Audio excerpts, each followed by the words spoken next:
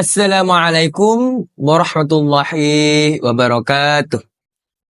Alhamdulillahilladzi ja'ala al-qalamah lil kitabah wal kitabah lil qiraah wal qiraah lil ma'rifah wal ma'rifah lil ibadah wal ibadah lillah.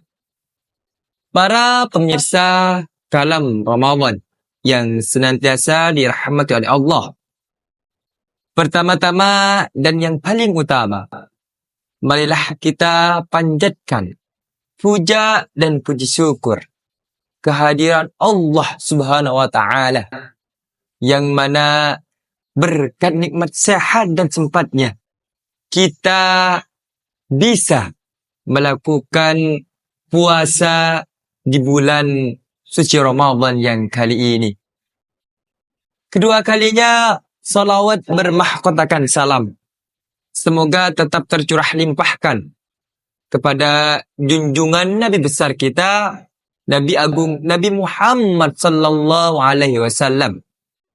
Yang mana berkat utusnya beliau, kita bisa membedakan yang mana yang halal dan yang mana yang haram dengan adanya adinul Islam wal iman. Para pemirsa Kalam Ramadan yang senantiasa dirahmati oleh Allah. Bulan puasa merupakan bulan yang penuh berkah.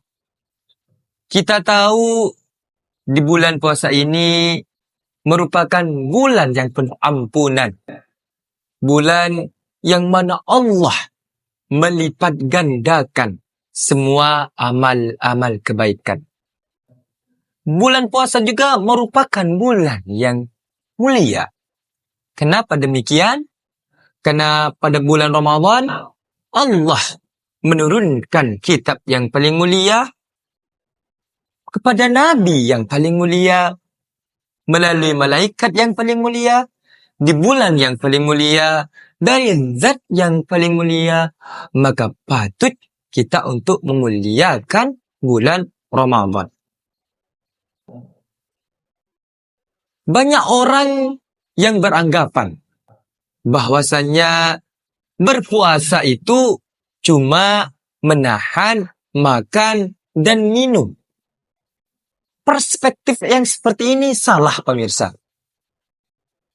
Puasa dijelaskan dalam kitab Al-Mukhtasar Al-Mufid karya Syekh Shalih bin Muhammad Al-Fakir Al-Umari, dijelaskan bahwa as-sawmu lughatan al-imsak.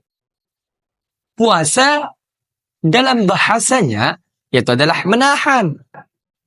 Menahan ini memiliki dua arti. Yang pertama menahan secara zahir, yang kedua menahan secara batin. Contoh yang menahan secara zahir yaitu ketika menahan untuk tidak makan, kita menahan untuk tidak minum, untuk tidak merokok, untuk tidak minum kopi, dan lain semacamnya. Lantas, bagaimana puasa yang menahan secara batin? Banyak orang yang berpuasa cuma mendapatkan haus dan laparnya saja. Tetapi mereka tidak mendapatkan pahala dari puasa tersebut. Di dalam kitab ini dijelaskan bahwasanya ada puasa yang batal secara batin. Artinya tidak wajib mengqadha puasa tersebut. Hanya pahala dari puasa tersebut tidak diperoleh. Ada berapa perkara yang menyebabkan kita batal puasanya secara batin? Ada 6 perkara. Yang pertama yaitu berdusta. Mengabarkan sesuatu yang tidak benar akan adanya. Ataupun bisa dibilang bohong. Jika kita sedang berpuasa, alangkah baiknya kita menghindari sifat berdusta, menghindari sifat bohong. Karena jika kita puasa lalu kita berbohong, maka tidak akan mendapatkan pahala dari puasa kita tersebut. Yang selanjutnya yaitu ghibah. Ghibah, bahasa modernnya itu gosip. Merupakan menceritakan tentang sesuatu yang tidak disukai oleh seseorang meskipun hal tersebut itu benar akan adanya. Jika kita juga berpuasa, lalu kita ghibah gosip, membicarakan tetangga kita, membicarakan teman kita, membicarakan guru kita. Hal yang dibicarakan itu tidak disukai oleh kita. Meskipun itu benar akan adanya, tetap kita tidak diperbolehkan untuk ghibah gosip pada bulan suci Ramadan. Karena hal yang demikian dapat mengurangi ataupun dapat menghilangkan pahala dari puasa kita. Yang selanjutnya yaitu mengadu domba. Merekayasa pembicaraan yang bertujuan untuk memfitnah. Jika kita berpuasa, jika kita ingin benar-benar berpuasa, ingin berpuasa secara batin dan zahir, maka kita harus tinggalkan sifat mengadu domba, memfitnah saudara sesama kita. Yang bertujuannya untuk menciptakan perkelahian antar saudara kita. Hal ini juga dilarang, karena hal tersebut juga bisa membatalkan puasa kita, tapi secara batinnya saja. Yang nomor 4, yaitu memandang dengan syahwat. Jika kita berpuasa, lalu kita pergi ke pasar untuk membeli sesuatu. Ketika di pasar, kita melihat seorang perempuan.